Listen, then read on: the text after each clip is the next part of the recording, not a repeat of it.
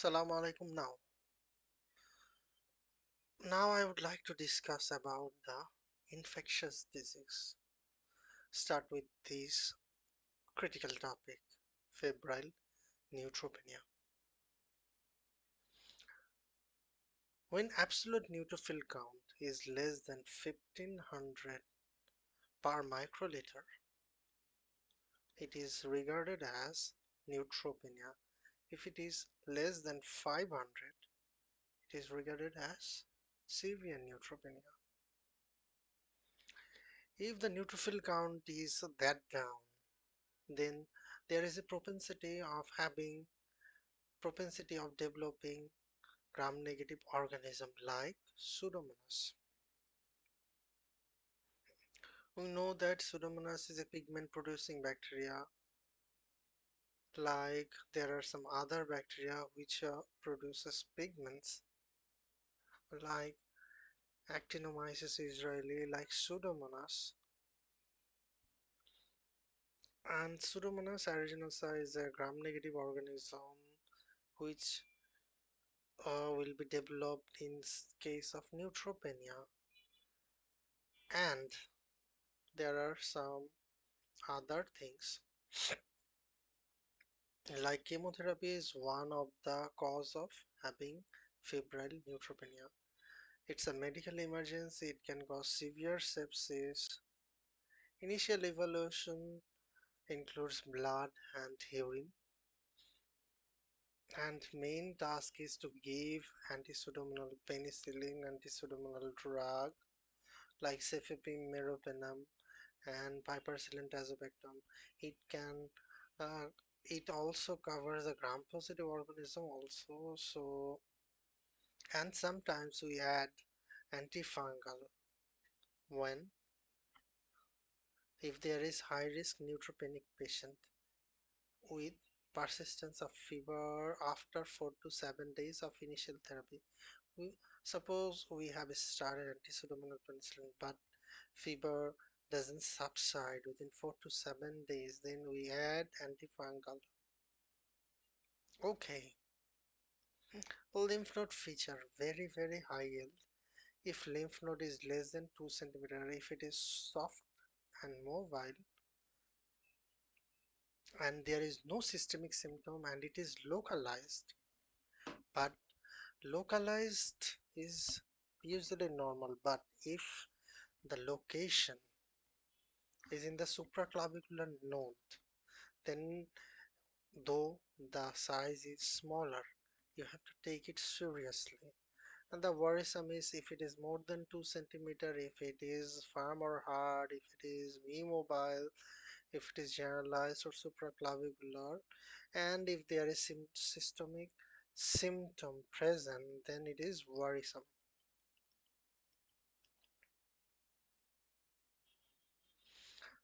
Palpable supraclavicular lymph nodes should be considered pathologic until proven otherwise because they are associated with gastrointestinal, genitourinary, and pulmonary malignancy. Because they are associated with gastrointestinal, genitourinary, and pulmonary malignancy. Cervical lymphadenitis in children.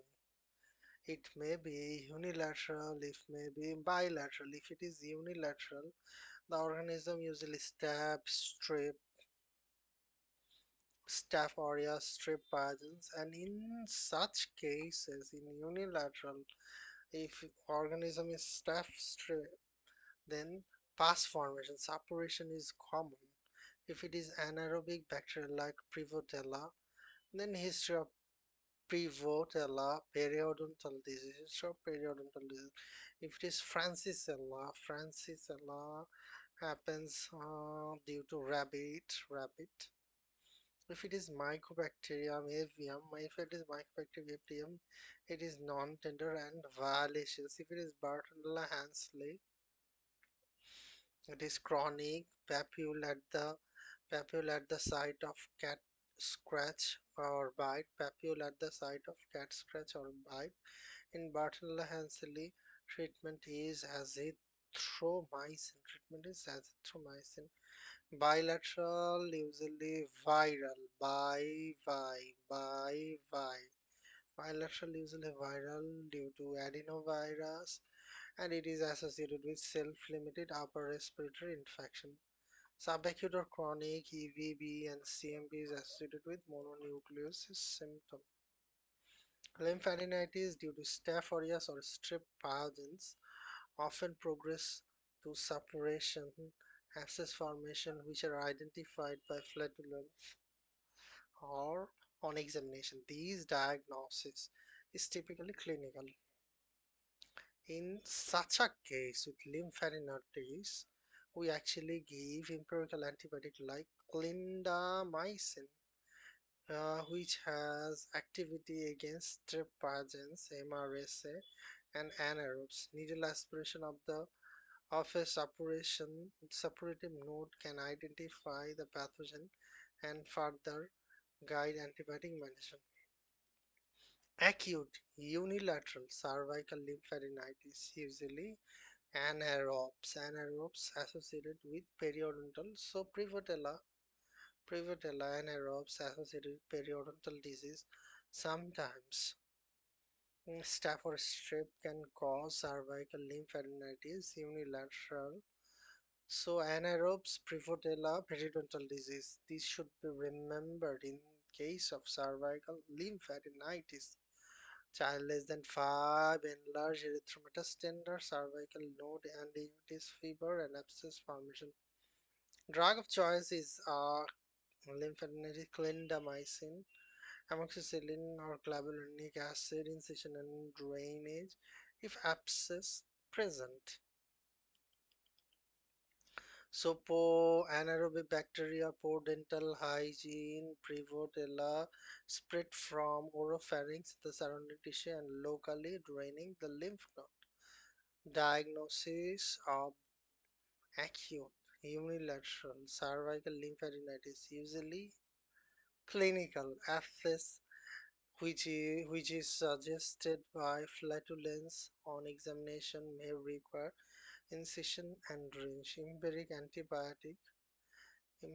antibiotic therapy targets both gram-positive and anaerobic bacteria. Amoxicillin, clavulanic, and clindamycin should be given. In splenectomy, if a patient undergoes splenectomy, are high risk of developing fulminant sepsis by which organism? Encapsulated organism. What are the encapsulated organisms? Streptococcus pneumoniae, Haemophilus influenza, Neisseria meningitis. They should be prescribed amoxicillin clavulanic acid to take immediately in the setting of fever. They should take immediately in the setting of fever. Those with penicillin allergy can take levofloxacin, which are similar broad efficacy, and then should be advised to proceed directly to the nearest emergency department. Pneumococcus species 13 first followed by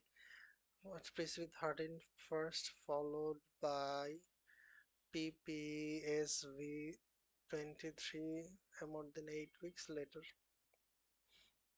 Revaccination with PPSV 23 5 years later and at age 65.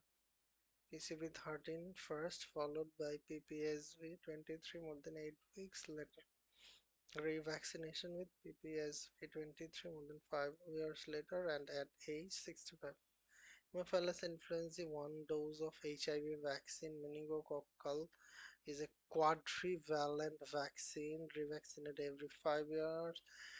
Inactivated influenza vaccine should be vaccinated annually. Haemophilus influenzae once shot. Influenza each yearly meningococcus once, then 5 yearly. Other vaccine is hepatitis A, hepatitis B, and Tdap. Once as substitute of TD, tetanus, diphtheria, toxoid booster, then TD every 10 years. Tdap once as substitute for TD, then TD every 10 years. So these are the vaccination schedule you have to remember. And first of all, pneumococcus PCV13 followed by PPSV23 more than 8 weeks later, PCV13 followed by PPSV 28 weeks later, revaccination with PPSV 23 5 years later at a and at age 65. Haemophilus influenzae one shot, meningococcal one shot, then 5 yearly, influenza yearly, other vaccination hepatitis A, hepatitis B, Tdap, mm, once as a substitute TD every 10 years. As patient should receive vaccines either 14 days before scheduled splenectomy or 14 days after splenectomy, although they should receive vaccine either more than 14 days before or more than 14 days after splenectomy, although antibody titer are comparable. If vaccines are given within 14 days of splenectomy, the functional activity of the antibodies is lower in these patients than in those receiving vaccines 14 days later. The tetanus, diphtheria, cellular pertussis, Tdap, and hepatitis vaccine, both hepatitis A and B, should be given according to standard guideline for non-splenectomized patient. This is for splenectomy patient now. Now for CLD patient. Tetanus every 10 year, influenza annually, pneumococcal at diagnosis and at age 65. Pneumococcal at diagnosis and at age 65. Hepatitis initiate series if not immune. Hepatitis initiate series is not immune. Hepatitis B initiate series if not immune. So patients with CLD require the same immunization as the general population uh, and additional disease specific vaccine including hepatitis A and B vaccine as well as the 23 valent pneumococcal polysaccharide vaccine. All adults should receive tetanus vaccine every 10 years either with the TD or Tdap for adults who have not received Tdap. At least once of Tdap should be given.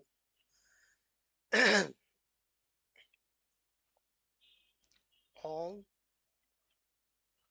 all adults should receive tetanus every 10 years. So a patient with CLD, lots of vaccination should be done. Pneumococcal at diagnosis and at age 65, influenza yearly, tetanus 10 yearly, hepatitis A initiate according to normal patient initiate series if not immune. Hepatitis B is also initiate series if not immune.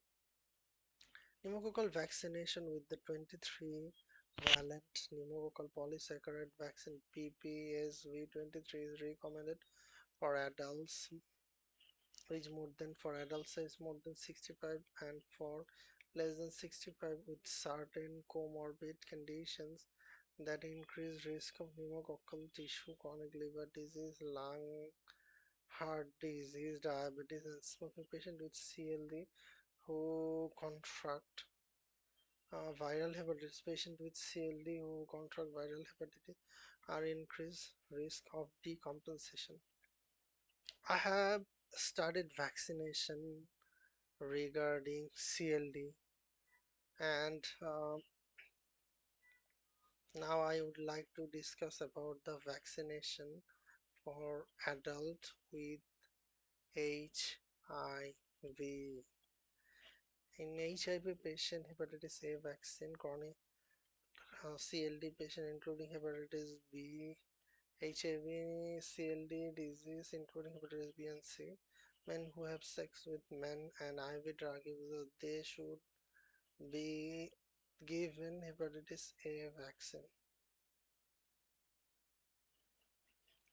Hepatitis B, all patient with documented immunity, all patient without documented immunity of hepatitis B, all patient with documented immunity, all patient without documented immunity of hepatitis B, HPV 11 to 26, influenza annually inactivated formulation, meningococcus 11 to 18, large group living in close proximity, large group living in close proximity like all the children, military recruits, and or asplenic person or complement deficiency person, and all patients meningococcus PCV 13 months and PP is be 23 8 weeks later, then 5 years later, then at age 65. Tdap once and TD every 10 years. Live vaccine MMR and contraindicated. Live vaccine is contraindicated. So in case of HIV, hepatitis A, hepatitis B, pneumococcus, influenza, meningococcus, hepatitis A, hepatitis B, influenza, meningococcus, pneumococcus.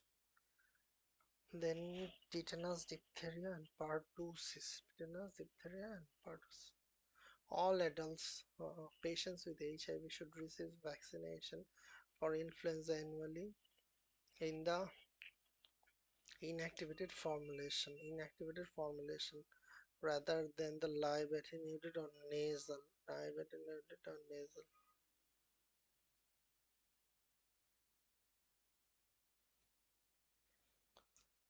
Hepatitis A vaccination should be administered to those with no serologic evidence of immunity. Hepatitis B, same. If there is no immunity, you can give vaccination in streptococcal pneumonia, 13 valent pneumococcal conjugated vaccine, and in case of 13 13 valent pneumococcal conjugate vaccine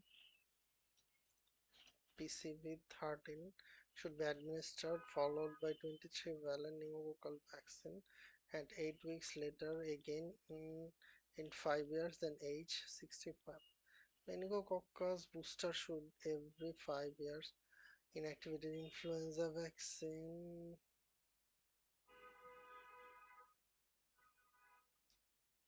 Tuberculosis screening should be done. Varicella serology should be seen. Transplant patient. Because of high dose of immunosuppressant medication to prevent the organ rejection, increase opportunity or infection, most probably pneumocystis pneumonia and cytomegalovirus. Risk is usually greatest.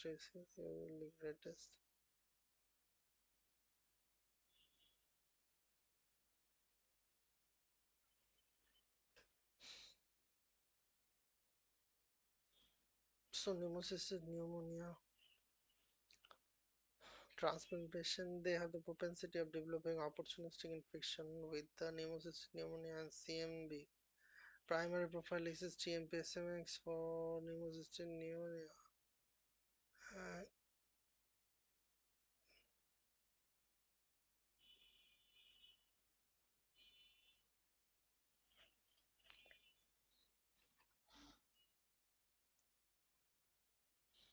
Patient who develop pneumocystis pneumonia while on immunosuppressive therapy usually present with acute respiratory failure, tachypnea. They have pneumocystis pneumonia features like acute heart failure, respiratory failure, tachypnea, dry cough.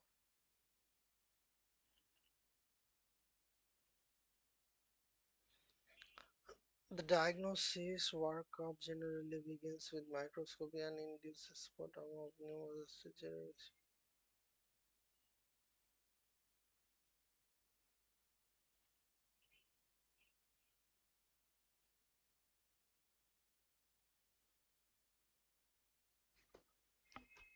Okay, infection control and isolation precaution. Airborne like bacterial TB. In airborne infection should be controlled by isolation precaution. Bacterial like TB, viral like varicella, SARS, measles, contact with MRS and VRE, enteric is C. diff and E. coli 157H7, parasite is scabies and viral is RSV. Bacterium in droplet bacteria, Neisseria meningitis, Haemophilus influenza type B, or Mycoplasma pneumoniae. Droplet when aerosolized particle more than 5 micron they cannot stay suspended in the air for long periods and are associated with transmission within 3 to 6 feet source. Droplet precaution require the surgical marks within this range. Airborne is airborne when aerosolized particles less than 5 microns they can stay suspended in the air prolonged weeks. Such a case is require airborne precaution. The world famous the blue wind in the first day, wind, pulmonary embolus, pulmonary pneumonia, aspiration, wind wound, surgical wound infection, water is urinary tract infection. Wow, you wonder where is drug products or ultrasound. 02 timeline of cause of post-operative fever. Post-operative, if it is tissue trauma, like patient is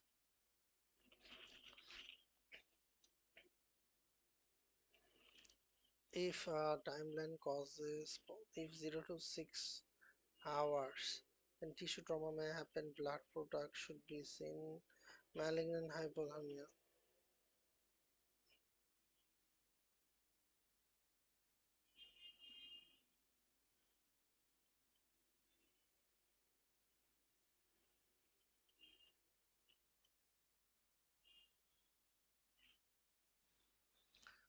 So for emergency, for timeline of cause of postoperative tissue trauma, blood product, malignant hypothermia, 0 to 6 hours.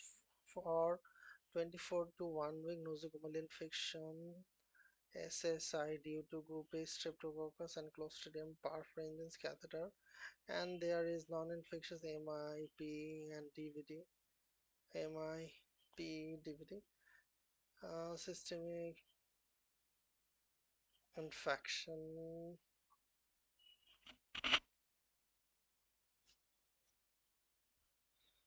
due to other organism, not group A streptococcus strep pathogens. Clostridium may happen, it can cause drug fever and it can cause P or DVD. From 1 week to 1 month, viral infection, systemic vascular inflammation or infection can seen on these. Postoperative fever is defined as temperature more than 38 or 100.4. Immediately postoperative fever is often caused by febrile non-hemolytic transfusion.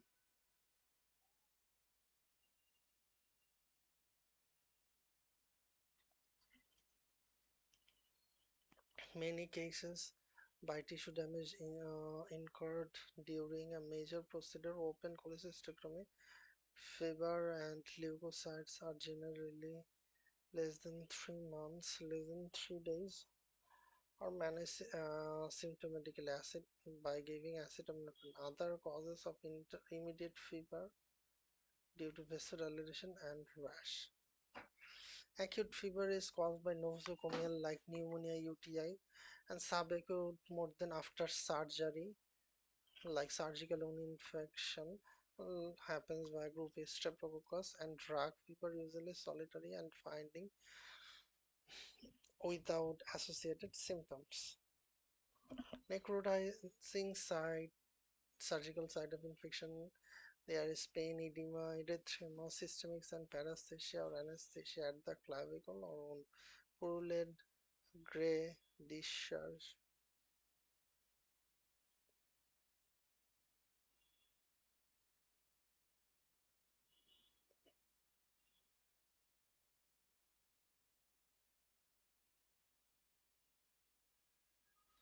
It occurs mostly in patients with diabetes. Necrotizing site infection happen with diabetes, usually polymicrobial.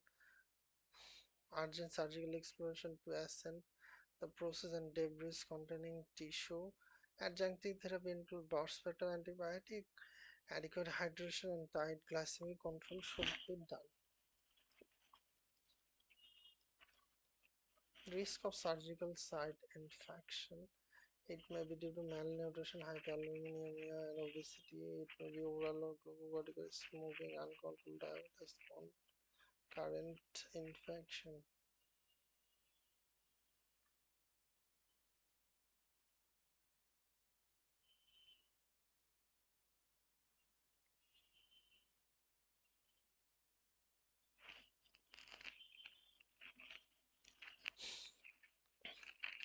Antibiotics to systemic site infection prevention. If it is clean, cardiac, neurologic, and orthopedic procedure, after this procedure, first line cefazolin can be given. After this procedure, first line cefazolin skin, Streptococcus staph aureus coagulation.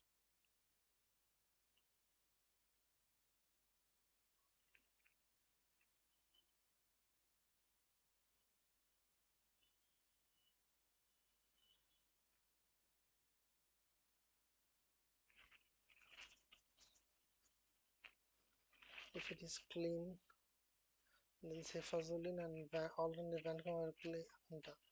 If it is if there is gram-negative bacilli enterococci endogenous, then based on surgical site and broad spectrum coverage.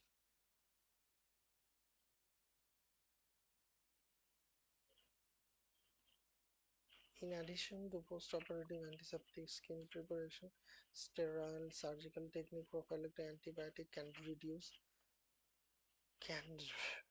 help reduce surgical site infection. Administered prior to incision.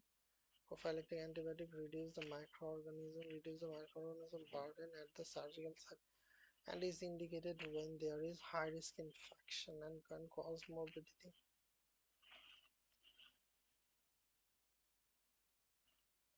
First and second line cephalosporin cefazolin provide, and if there is severe IG immediate allergic reaction and penicillin and resistance to penicillin, then alternative drug Vanco or Clinda can be used. Ciprofloxacin has antimicrobial activity against aerobic, enteric, and gram-negative bacilli and used for prophylaxis for some genitourinary procedure. Drug fever. It's a diagnosis of exclusion. It is associated with anticonvulsant, or allopurinol. Most drugs, most cases of drug fever occur in 1 to 2 weeks after initiation of the therapy. So, drug fever usually anticonvulsant is the drug can cause drug choice. Beta lactam can cause drug choice, and sulfonamide can cause drug choice. Okay, catheter-related bloodstream infection. In catheter-related bloodstream infection, uh, require urgent blood culture and hemodynamic supporting pair, antibiotic therapy, vancomycin and ceftazidime. Again, common skin pathogen, Staph aureus, coagulase, negative, and staph.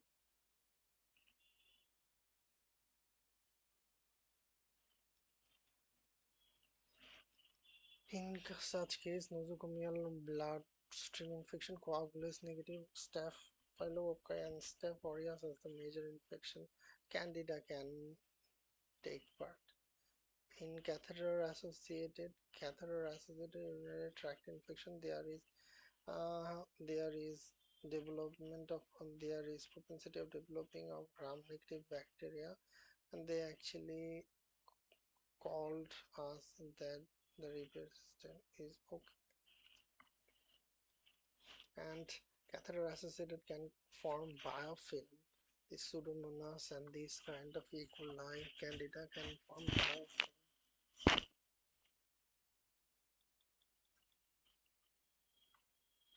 So catheter associated UTI is the most effectively prevented, avoiding unnecessary catheter and minimizing the duration of the catheterization.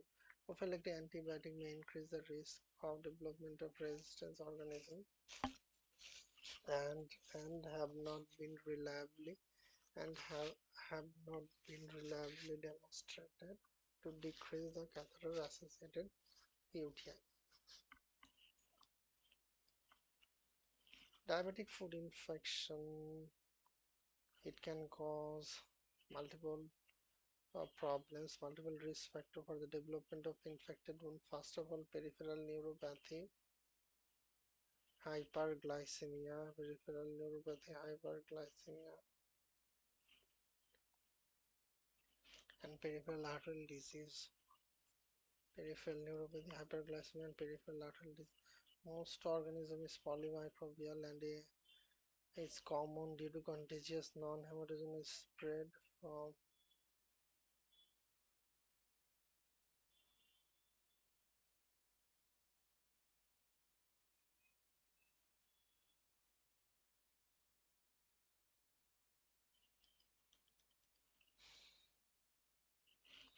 it is polymicrobial. Food imaging, X-ray, MRI can be done.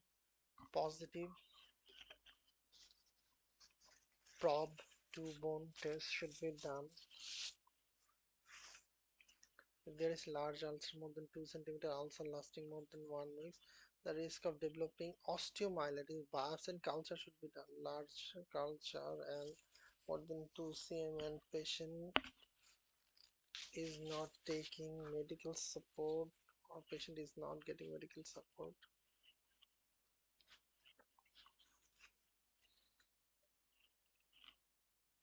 These type of patient have the propensity of developing osteomyelitis. This would be very burden for that particular family.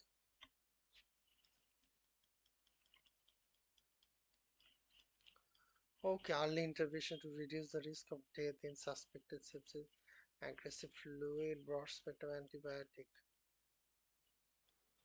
In case of burn, there is severe burn injury. There may be presence of necrotic tissue, substrate, bacterial and fungal. Burn wound infection, loss of viable graft, development of loss of viable graft development.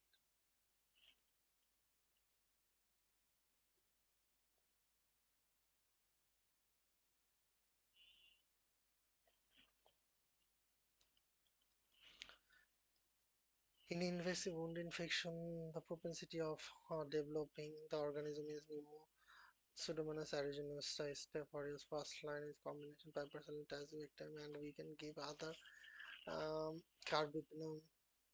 We can give other drugs like vancomycin for MRSA. For gram-negative Pseudomonas, we can give carbapenem.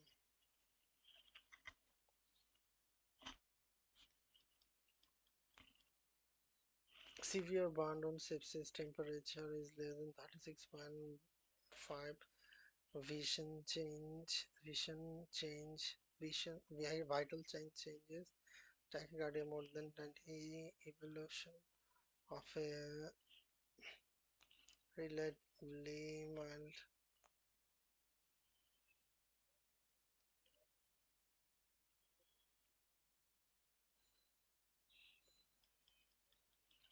And the last thing I would like to discuss, hypermetabolic response in burn injury. If there is burn injury moderate to severe, their inhalation, high voltage, electrical or total body surface more than 20%. Then inflammatory mediator releases, it increases catecholamine and glucocorticoid and glucagon. So hyperdynamic circulatory response, tachycardia, hypertension is easily seen. There may be gluconeogenesis.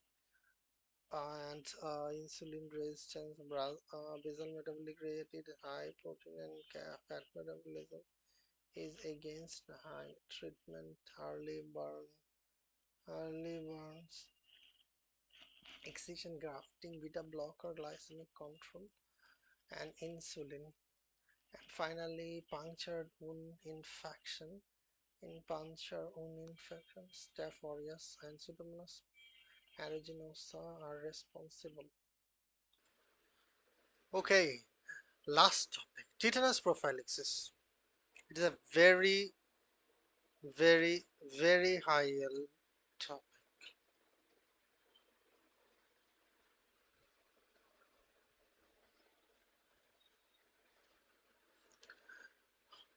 More than 3 tetanus toxoid dose.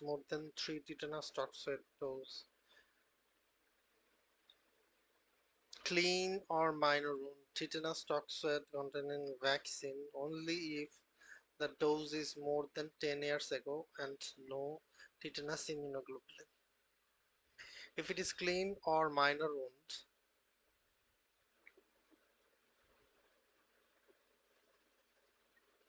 then tetanus toxoid containing vaccine only if last dose is more than 10 years ago and no TIG should be given. If it is dirty or severe, tetanus toxoid containing vaccine only if the dose is more than 5 years ago and no TIG is needed.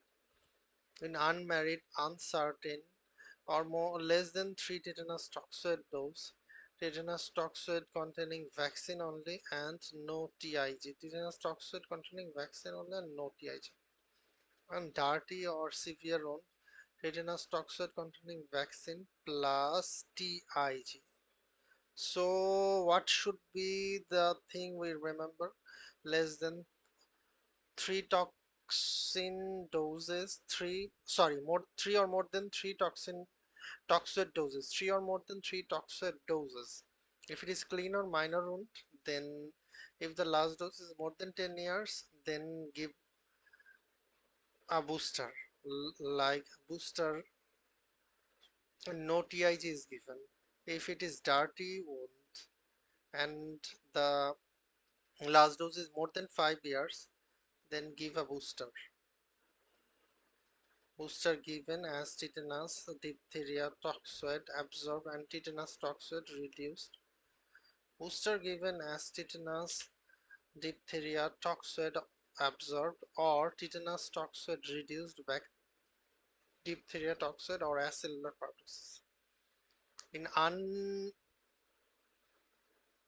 unimmunized or uncertain less than 3 toxoid, tetanus toxoid containing only, tetanus toxoid containing only, those should be given. If it is dirty wound, then tetanus toxoid containing vaccine plus TIG less than 3 toxoid dose unimmunized, less than 3 toxoid dose unimmunized.